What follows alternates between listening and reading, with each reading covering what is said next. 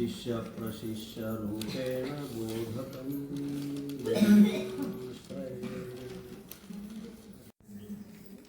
ಯದಂಗ್ರಿ ಕಮಲದುಂದು ತಾಪತ್ರಯ ನಿವಾರಣಂ. ಜಗದ್ವಂದ್ಯ ಜಗದ್ಗುರು ಶ್ರೀ ಶ್ರೀ ಶ್ರೀ ಸಿದ್ಧಾರೂಢ ಮಹಾಸ್ವಾಮಿ ಚರಣಗಳಲ್ಲಿ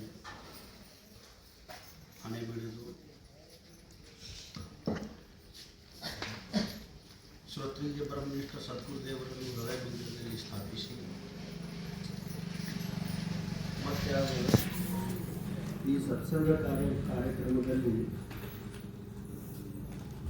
ಅಧಿಷ್ಠಾನವಾಗಿರುವ ಯಾವ ಪರಮ ಪೂಜ್ಯರು ಪ್ರಾತಸ್ಮರಣೀಯರು ಶ್ರೋತ್ರಿಯ ಬ್ರಹ್ಮನಿಷ್ಠ ಪೂಜ್ಯ ಅಪ್ಪಾಜಿ ಚರಣದಲ್ಲಿ ನಮಸ್ಕರಿಸಿ, ಅದೇ ಪ್ರಕಾರವಾಗಿ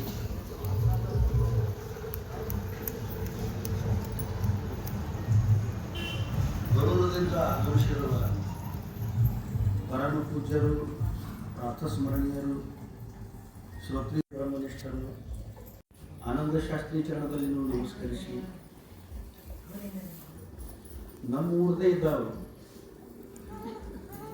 ಪರಮ ಪೂಜ್ಯರು ಪ್ರಾತಸ್ಮರಣೀಯರು ಶ್ರೋತ್ರಿಯ ಬ್ರಹ್ಮನಿಷ್ಠರು ಕಾಕಾಗೌಡ ಚರಣದಲ್ಲಿ ನಮಸ್ಕರಿಸಿ, ಶಿರ್ನಾಳದಿಂದ ಆಗಮಿಸಿರುವ ಪರಮ ಪೂಜ್ಯರು ಪ್ರಾತಸ್ಮರಣೀಯರು ಶ್ರೋತ್ರಿಯ ಬ್ರಹ್ಮನಿಷ್ಠ ವಿಠ್ಠಲ ಮಹಾರಾಜರ ಚರಣದಲ್ಲಿ ನಮಸ್ಕರಿಸಿ, ತಮ್ಮೆಲ್ಲರಿಗ ಒಂದು 8-10 ವರ್ಷ ಆಗಿರಬೇಕಿದೆ ತುಕಾರಾಮ ಮಹಾರಾಜರ ರೂಪದಲ್ಲಿರುವ ಯಾವ ಅಂದ್ರೆ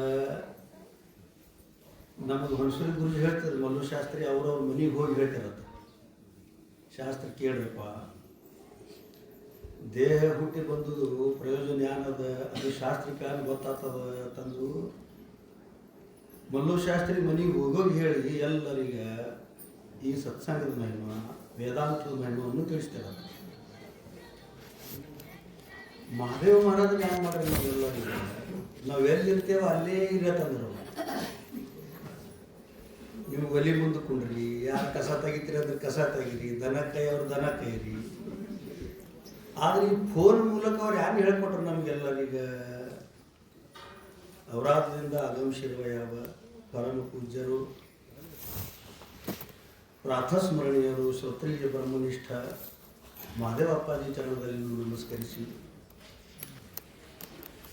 ಈ ಸತ್ಸಂಗದಲ್ಲಿ ಸಹಭಾಗಿಯಾದಂಥ ತಮ್ಮೆಲ್ಲರಲ್ಲಿ ನಮಸ್ಕರಿಸಿ, ಶಿವಸ್ವರೂಪಿಗಳೇ, ಸತ್ಸಂಗ ಯಾಕೆ ಮಾಡಬೇಕು ಅನ್ನೋದು ಇದನ್ನು ಹೇಳ್ಕೊಂಡು ಬಂದು ಮನುಷ್ಯ ಜೀವನ ಬಂದ ಬಳಕ ಮನುಷ್ಯದ ಸಹಜ ಸ್ವಭಾವ ಯಾನು ಶಬ್ದಾದಿ ಪಂಚ ವಿಷಯದಲ್ಲಿ ಈ ಮನಸ್ಸನ್ನು ಬಿಟ್ಟುಕೊಟ್ಟು ಆರಾಮವಾಗಿ ಅದರಾಗೆ ಸುಖ ತಂದು ಹೊತ್ತು ಮುಗತನ ಅದರಾಗಿರೋದು ಇದು ಮನುಷ್ಯನ ಸಹ ಸ್ವಭಾವ. ಅಡಗುಗಳಲ್ಲಿ ಹಾಳಿರ್ತಾವ, ದೊಡ್ಡ ದೊಡ್ಡ ದರಿಕೋರೆಗಳಲ್ಲಿ ದೊಡ್ಡ ಪ್ರಮಾಣದಿಂದ ನೀರು ಹರಿತಿರ್ತಾರೆ.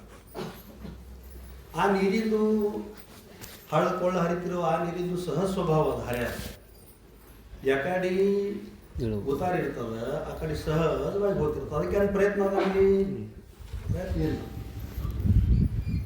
ಆ ನೀರೀಗ ನಮಗೆ ಉಪಯೋಗ ತರಬೇಕು ಅಂತಂದ್ರೆ ಅದಕ್ಕೆ ಒಂದು ಸ್ವಲ್ಪ ಪ್ರಯತ್ನ ಮಾಡಬೇಕಾಗ್ತದೆ. ನಾವು ವ್ಯವಹಾರದೊಳಗೆ ಈಗ ದೊಡ್ಡ ಪೂಲ್ ಕಟ್ಟಬೇಕು, ಅದು ದೊಡ್ಡ ಡ್ಯಾಮ್ ಕಟ್ಟಬೇಕು, ನಮ್ಮ ಹೊಲದ ನೀರು ನಮ್ಗೆ ಅಡಾಸ್ಬೇಕು ಅಂತಂದ್ರೆ ಅದಕ್ಕೆ ಏನು ಮಾಡಬೇಕು, ನಾವು ದೊಡ್ಡ ಅರಣ್ಯ ಹಾಕೊಂಡು ಸಾಲಿನ ಮೂಲಕ ನೈಸರ್ಗಿಕ ರೂಪದಿಂದ ಬಂದಿರುವ ನೀರಿಂದ ನಮ್ಗೆ ಉಪಯೋಗ ಮಾಡ್ಕೋಬೇಕು ಅಂತಂದ್ರೆ ಅದಕ್ಕೆ ಒಂದು ಸ್ವಲ್ಪ ಪ್ರಯತ್ನ ಮಾಡಬೇಕಾಗ್ತದೆ ವ್ಯವಹಾರದಲ್ಲಿ.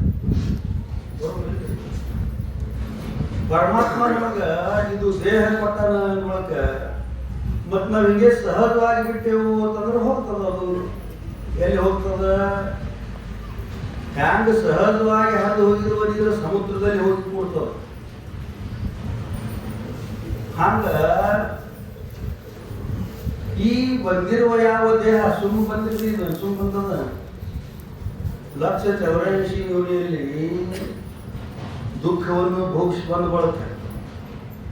ಯಾವಾಗ ಅಂತ್ಯದಲ್ಲಿ ಈ ಮನುಷ್ಯ ದೇಹ ಬಂತು, ಅವಾಗ ಕೆಲವು ವಿಧಾನ ಮೂಲಕ ಭಗವಂತ ಈಶ್ವರ ಇಲ್ಲಿ ಬಂದು ಬಳಕ ನಾವು ಯಾರು ಮಾಡಬೇಕು? ನಮಗೆ ಯಾರಿಗೆ ಬರ್ತದೆ ಯಾರಿಗೂ ಇಲ್ಲಿ ಬಂದು ಬಳಕ ನಾವು ಯಾರು ಮಾಡಬೇಕು? ಒಂದು ನೀವು ಟ್ರ್ಯಾಕ್ಟರ್ ತಂದ್ರಿ, ಒಂದು ರೂಟಾವೇಟರ್ ತಂದ್ರಿ ಅಂದ್ರೆ ಅದ್ರ ಗುಣ ಒಂದು ಪುಸ್ತಕ ಕೊಡ್ತಾರೆ. ಎದಕ್ಕೆ ಕೊಡ್ತಾರದು? ಆ ಪುಸ್ತಕ ನಮ್ಗೆ ಯಾರು ಹೇಳ್ಕೊಡ್ತದ ಅಂತಂದ್ರೆ, ನೀವು ಒಯ್ದಿರುವ ಯಾವ ವಸ್ತು ಅದು ನೀವು ಹ್ಯಾಂಗೆ ಉಪಯೋಗ ಮಾಡ್ಕೋಬೇಕು ಅದರಲ್ಲೆಲ್ಲ ವಿಧಾನ ಹಾಕ್ಯಾರ. ನೀವು ರೂಟಾವೇಟರ್ ತಂದ್ರಿ ಅದ್ರದ್ದು ಎಷ್ಟು ವರ್ಷ ನೀವು ವಾಪರಾದ್ರಿ ಅಂದ್ರೆ ಎಷ್ಟು ತಿಂಗಳು ವಾಪರಾದ್ರಿ ಅಂದ್ರೆ ಕ್ಯಾಟ್ ಆಯಿಲ್ ಹಾಕೋದು. ಟ್ರ್ಯಾಕ್ಟರ್ ತಂದ್ರಿ ಅಂದ್ರೆ ನೀವು ಎಷ್ಟು ತಾಸು ಅದಕ್ಕೆ ಬಳದ್ರಿ ಅಂದ್ರೆ ಅದು ಕ್ಯಾಟ್ ಆಯಿಲ್ ಹಾಕೋದು. ಅದೆಲ್ಲ ಅದರ ವಿಧಾನ ಅದು ಬರ್ದೋದಿಲ್ಲ. ಹಂಗೆ ಪರಮಾತ್ಮ ಇದು ನಮ್ಗೆ ದೇಹ ಕೊಟ್ಟನ ಅನ್ಬೇಕು, ಮತ್ತು ಅದ್ರ ವಿಧಾನ ಅದನ್ನ ಹಾಗೆ ಕೊಟ್ಟನ, ವಿಧಾನ ಅದಿಲ್ಲ. ಆ ವಿಧಾನ ನಮ್ಗೆ ಎಲ್ಲಿ ಗೊತ್ತಾಗ್ತದ ಅಂತಂದ್ರೆ ಇಂಥದ್ದೇನು ಸತ್ಸಂಗ ಮಾಡ್ತಾರೆ, ಈ ಸತ್ಸಂಗದೊಳಗೆ ಬಂದ್ರೊಳಗೆ ಗೊತ್ತಾಗ್ತದೆ. ಎಲ್ಲಿ ಗೊತ್ತಾಗ್ತದ? ಈ ಸತ್ಸಂಗದೊಳಗೆ ನಾವು ಬಂದಿವಿ ಅಂದ್ರೆ ಆ ವಿಧಾನ ಗೊತ್ತಾಗ್ತದೆ ನಮಗೆ. ಬಹಳ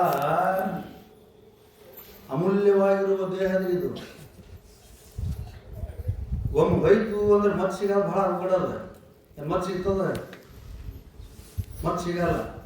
ಒಂದು ನಾವು ಜ್ವಾಳ ಬಿತ್ತಿದ್ದೇವೆ ಅಂದ್ರೆ ಹಿಂಗೆ ಜ್ವಾಳ ಮತ್ತೊಂದು ತರಬೇಕು ಅಂದ್ರೆ ನಮ್ಮಿಂದ ಆಗಲ್ಲ, ಆಗ್ತದೆ. ಮತ್ತು ದೇಹ ಒಂದು ಬಂದದ ಅನ್ಬೇಕು, ಮತ್ತೆ ಹಿಂಗೆ ಅದಕ್ಕೆ ಶಬ್ದಾದಿ ವಿಷಯದಲ್ಲಿ ನಾವು ಬಿಟ್ಟೆವು ಅಂತಂದ್ರೆ ಯಾವ ವಸ್ತುವಿನಲ್ಲಿ ಸುಖ ಇಲ್ಲ ಆ ವಸ್ತುವಿನಲ್ಲಿ ನಾವು ಬಿಟ್ಟೆವು ಅಂತಂದ್ರೆ ಏನು ಸುಖ ಆಗ್ಬೇಕ್ರಿ ಜೀವನದಲ್ಲಿ? ಜೀವನದು ಪರಮ ಪ್ರಯೋಜನ ಯಾರು ಅದು ಸುಖವನ್ನು ಪ್ರಾಪ್ತಿ. ಯಾರು ಮಾಡ್ಕೋಬೇಕಾಗಿದೆವ? ಕಾರಣ ಸಹಿತ ದುಃಖದ ನಿವೃತ್ತಿ ಮತ್ತು ಪರಮಾನಂದದ ಪ್ರಾಪ್ತಿ. ಇದು ಮನುಷ್ಯ ಜ್ಞಾನದ ಉದ್ದೇಶ, ಧ್ಯೇಯ. ದೇಹ ಬೇರೆ, ಧ್ಯೇಯ ಬೇರೆ. ಧ್ಯೇಯ ಅಂದ್ರೆ ಇಚ್ಛಾ. ಅಂದ್ರೆ ಧ್ಯೇಯ ಅಂದ್ರೆ ನಾವ್ ಯಾರು ಎಲ್ಲಿ ಹೋಗಿ ನಮಗ ನಿಂದಿರ್ಬೇಕಾಗ್ಯದಲ್ಲ. ಎಲ್ಲಿ ನಿಂದಿರ್ಬೇಕಾಗ್ಯದ? ನಮ್ಗ ಸುಖಕ್ಕೆ ಹೋಗಿ ನಿಂದಿರ್ಬೇಕಾಗ್ಯದ. ನಮ್ದು ಎಲ್ಲಾರ್ದು ಯಾರಂದ್ರೆ ಇಚ್ಛಾ ಆಗ್ಯದಿಲ್ಲ. ನಿಮ್ಮದು ಎಲ್ಲಾರ್ದು ಅದೇ ಅದ್ರಿ. ಹೊತ್ತು ಬಡ್ಗಾಡ್ತಾರೆ. ಕಾಲ ಬಡ್ಗಾಡ್ತೇವು ಇಲ್ಲಿ ನಾವು ಸುಖದ ಕಾಲಾಗಿಲ್ಲ, ನಾವು ರೊಕ್ಕಿನ ಕಾಲ ಸರ್ವಿಸ್ ಆಯ್ತು ಮಾಡ್ತೇವೆ ತಿಂಗ ಅನ್ಬಹುದು. ರೊಕ್ಕ ಅದಕ್ಕೆ ಅಂತವ್ರಿ. ಅದಕ್ಕೆ ಮಹಾತ್ಮರು ಏನು ಹೇಳಿದ್ರು, ಸತ್ಸಂಗದೊಳಗೆ ಹೋದೆವು ಅಂದ್ರೆ ನಮ್ಗೆ ಗೊತ್ತಾಗ್ತದ ಆ ನಿಜ ಸುಖ ಹ್ಯಾಂಗ ಸಿಗ್ತದ. ನಮ್ಮ ಭ್ರಾಂತಿ ಹೋಗ್ಬೇಕು ಅಂದ್ರೆ ಸತ್ಸಂಗ ಮಾಡಬೇಕು. ಸತ್ಯ ವಸ್ತುವಿಂದ ಯಾರು ಸಂಘ ಮಾಡ್ಯಾರ, ಸತ್ಯ ವಸ್ತುವನ್ನು ಯಾರು ಅರ್ತಾರ ಅವ್ರು ಸಂಘ ಮಾಡೋದಂದ್ರೆ ಸತ್ಸಂಗ ಮಾಡೋದು. ಸತ್ಯ ವಸ್ತುವನ್ನು ಯಾರು ಅರ್ತಾರಲ್ಲ, ಸತ್ಯ ವಸ್ತು ಯಾರು ಅರ್ತಾರ? ಮಹಾತ್ಮರು, ಸದ್ಗುರುನಂತ.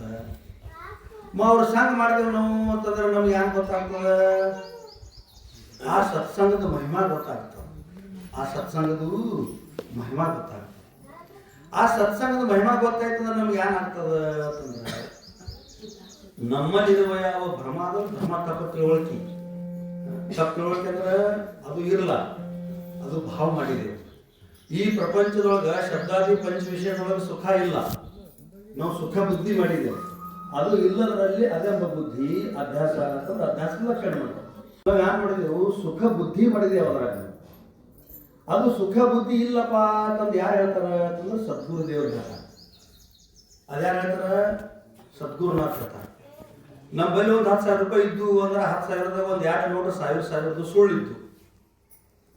ಇವು 10,000 ರೂಪಾಯಿ ನೀವು ಹೋಗಿ ಬ್ಯಾಂಕ್ನಾಗ ತುಂಬಿಟ್ಟು ಹೋದ್ರಿ. ಬ್ಯಾಂಕ್ ಮ್ಯಾನೇಜರ್ ಏನು ಮಾಡ್ತಾರ, ಸ್ವಾಮಿ ಒಂದು ಸ್ವಲ್ಪ ಈ ಕಡೆ ಸೈಡ್ ಬರೀ, ನೀವು ತಂದಿರುವ ಯಾವ 10,000 ಆ 10,000ದಲ್ಲಿ 2,000 ನೋಟ್ ಸುಳ್ಳವ ಅಂತ ಹೇಳ್ತಾರ ಅವರು. ಅದ್ರ ಕಿಮ್ಮತ್ ನಿಮ್ಗೆ ಯಾವಾಗ ಗೊತ್ತಾಯ್ತು? ಬ್ಯಾಂಕ್ನಾಗ ಹೋದ್ರೊಳಗ ಮನಿ ಒಳಗೆ ಇದ್ ಬಳಕ 10,000 ಬಂಡಲ್ದೊಳಗ ಎಲ್ಲ ಕ್ಯಾನ್ ಕಿಮ್ಮತ್ ಇತ್ತು ನಿಮ್ಮಲ್ಲಿ. ಆ ಕಿಮ್ಮತ್ ಆ ನೋಟಿಗೆ ಉಳಿತಂದ್ರೆ ಬ್ಯಾಂಕ್ನಾಗ ಹೋದ್ರೊಳಗ ಉಳಿಲಿ. ಯಾಕ? ಅದ್ರ ಸ್ವರೂಪ ಗೊತ್ತಾಯ್ತು. ಹಂಗ ಬ್ಯಾಂಕ್ ಮ್ಯಾನೇಜರ್ ರೂಪ ಇರುವ ಯಾವ ಸದ್ಗುರು ದೇವರ ಬಳಿ ನಾವು ಹೋದೆವು ಅಂದ್ರೆ ಈ ಪ್ರಪಂಚದಲ್ಲಿ ಇರುವ ಯಾವ ಸತ್ಯತ್ವವನ್ನು ನಮ್ಗೆ ಹೇಳ್ಕೊಡ್ತಾರೆ. ಆ ಸತ್ಯತ್ವ ನಾವು ತಿಳ್ಕೊಂಡಿರುವ ಅಂದ್ರೆ ನಮ್ಮಲ್ಲಿರುವ ಯಾವ ಭ್ರಮ ಬುದ್ಧಿ ಅಂದ್ರೆ ಸತ್ಯ ರೂಪ ಬುದ್ಧಿ. ಆ ಸತ್ಯ ರೂಪ ಬುದ್ಧಿ ನಮಗೆ ತೆಗೆದು ಅನುಕೂಲ. ಅವ್ರು ಹೇಳಿರುವ ಮಾತಿನ ಶ್ರವಣ ಮನನ ನಿಧಿಧ್ಯಾಸ ನಾವು ಮಾಡದಿರುವುದಂದ್ರೆ ನಮ್ಮಲ್ಲಿರುವ ಯಾವ ಭ್ರಮ, ಭ್ರಮ ಅಂದ್ರೆ ಜನ್ಮ ಮರಣ ರೂಪ ಇರುವ ಯಾವ ದುಃಖ, ಆ ದುಃಖದಿಂದ ನಮಗೆ ಬಿಡುಗಡೆ ಮಾಡ್ಕೊಳಕ್ ಬರ್ತದೆ ಅಂತ ಹೇಳಿದ್ರು. ನಾವು ಅತಿ ಅಗತ್ಯವಾಗಿ ಎಲ್ಲರ ಸದ್ಗುರು ಶರಣಾಗತನಾಗಬೇಕು. ಸತ್ಸಂಗದಲ್ಲಿ ಪಾಲ್ಗೊಂಡು ಈ ಸತ್ಸಂಗವನ್ನು ಅವಶ್ಯವಾಗಿ ಮಾಡಬೇಕು ಅಂತ ಹೇಳಿ ಈ ಎರಡು ಮಾತುಗಳನ್ನು ಸದ್ಗುರುನಾಥನ ನಾನು ಸೇವಕ